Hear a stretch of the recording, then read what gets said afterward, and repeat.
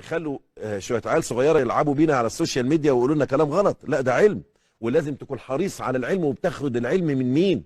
علشان ما تسيبش اشباه العلماء واشباه الدعاء يعبثوا بينا. خدوا بالكم، خدوا بالكم.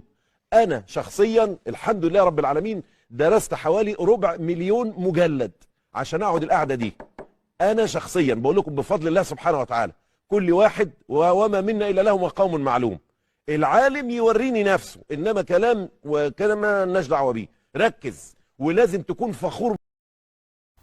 250,000 مجلد، والمشكلة انك اكدت الرقم، بتقول 250,000، يا ريتك قلت 250. وهنقول خطأ، كان يقصد 250 مش 250,000. 250 يعني عاوز 685 سنة. ولو افترضنا ان المجلد 300 صفحة مش 400 و500 و600، عاوز 25 ساعة متواصل لو كل صفحة تقرأها في 5 دقايق.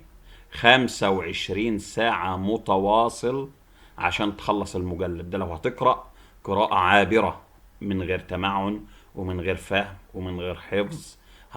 عاوز 25 ساعة وعاوز 685 سنة. يا ريت حضرتك تطلع تقول الرقم ده غلط، وهم 250 مجلد فقط لا غير.